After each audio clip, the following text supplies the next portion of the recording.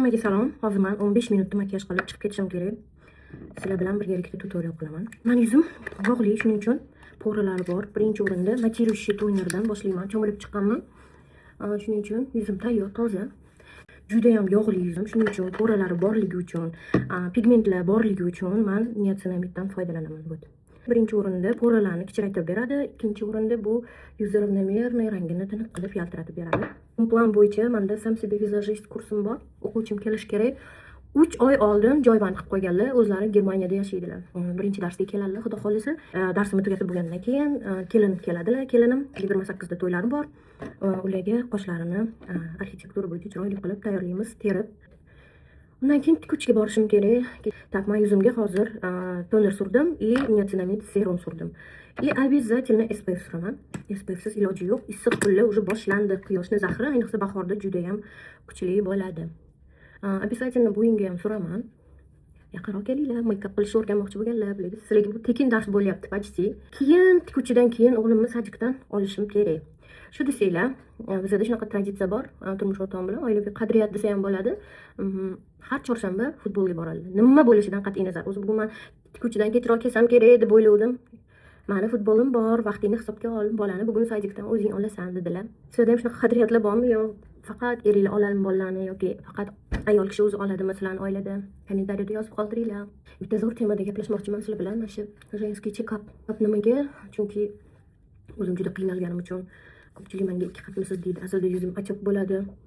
3 oy oldin check-up qildirdim va ishonasizlarmi? Hamma do'lim defitsit chiqdi. Men nima uchun semirib ketayotganim, nima uchun achchiq qilib yuzlarim shishib ketayotgani, o'zimni holsiz his qilishim, hammasi shunday yuzaga chiqdi.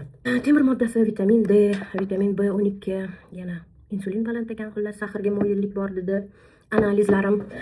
O'shandan beri vitamin ichaman и ishonasizlarmi, ancha holatim yaxshilandi, lekin soch to'kilishi degan muammo menda hali ham bor. Hali ham sochim dahshat to'kilyapti. Tak. Солнцезащитный kremni surib bo'ldim.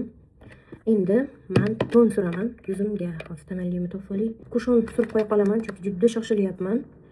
Demak, kushonni men qanaqa suraman? Qaranglar, ko'pchilik o'zini gubkasidan sursa, men shunday kistочкамga olaman-da, suraman. Yuzim o'zi почти tayyor. Men o'zi ko'p ton surishni yoqtirmayman. Shuning uchun nomiga kist bilan главный yuzimni rangi более-менее bir xil bo'lsin, выравнивать qilib ton bilan. Вот. Mana farqni ko'ringlar o'zinglar. Prям колоссальный farq yo'q. Mana sal yaxshilandi. Вот. Menga shuni o'zi yetadi, ishoninglar. Chem makiyajsiz yurganda. И обычно men makiyajsiz makiyaj yoki nude make-up bilan yuraman. Nima uchun? Chunki meni ko'zim juda ham ta'sirchan. Mana hozir ham ko'ringlar, cho'milib chiqdim, ko'zim qizarib yotibdi. Kanalni promować qilish kerak deb maslahat berishdi, chunki oddiy tushdan любой kosmetikadan ko'zim yoshlanaveradi. O'ta ta'sirchan. Endi okulistga borib bir kanal promować qilish kerakmi, yo'qmi, buni surishtirib ko'rmoqchiman. Sizlarda ham shunaqa tajribalarda bo'lganmi, yo'qmi, bo'lishinglar kommentariyada. Agar realniy rezultat bersa, men sizlarga обязательно bu haqda aytib chiqaman. O'shaning uchun men ko'pincha yo dnevnoy yo makiyajsiz makiyajda yuraman. Fiksator ham hech narsa ishlatmayman, chunki ishxonaga borgandan keyin obeddan keyin bir marta makiyajimni masviji chiqib olaman. Bu yerda hozir fiksator hech narsam yo'q. O'zimga ertalab shoshilib qilishimga shu bir ikkita kushon, tam nimam bor, konsilerim bor и всё. Hamma kolleksiyam ishxonada. Вот, konsiler suryapman. Ko'p surishim kerak emas edi, lekin menda ozgina manbitlarimda komplekslarim bor, shuni berib ketishim kerak. Вот так, konsiler suramiz.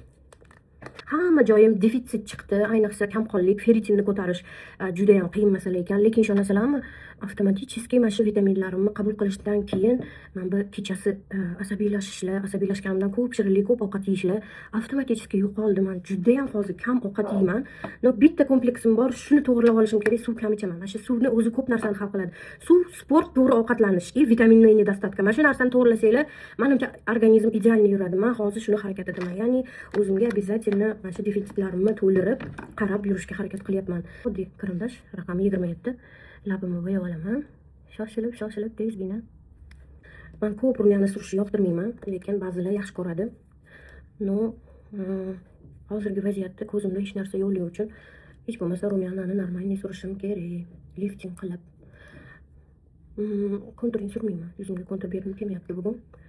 Oddiy rumyani hozir boshimni ham quritmaganman, birozdan keyin boshimni quritaman. Yaltiroqli pomada surmoqchiman. Nega kontur berdim? Aytyapman, makiyajsiz makiyaj menda. Tak. Pomadani rangi qizil bo'ldi. Sizlarga bitta lifhack. Mana yana men bir ichiga kirib, mutli kir bo'lib qolmasligi uchun men top-toza bo'ldi. Endi bemalol joyiga qo'yib. Men qoshimga ishlov beraman, chunki ko'zim menda hozir qizarib yotibdi. O'zi fiksator surish uncha yoqmaydi, lekin mayli, qoshimizni ozgina ukladka qilsak, hech narsa qilmaydi. Bunga ham xuddi o'sha lifhack. Salfetkani olaman, yaxshilab artib joyiga solib qo'yaman. Makiyajim почти tayyor. Endi ozgina yakuniy sifatida highlighter suraman. Tak.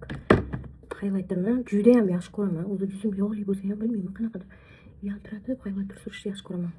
O'zi har bir ayol qizlarimizni bitta baribir kosmetikani qanaqadir особенно yaxshi ko'radi-yu. Shunga o'xshab kimdir rumyan ham ko'proq surishni yaxshi ko'radi, kimdir konturing. Men highlighterni sevaman. Вот так. Makeup tayyor. Sochimni bir nima qilaman, ukladka qilmadim, shunday quritdim bo'ldi. Hozir kiyinib ketaman. 15 minutda mana shunaqa makiyajsiz makiyaj qildim. My today's look.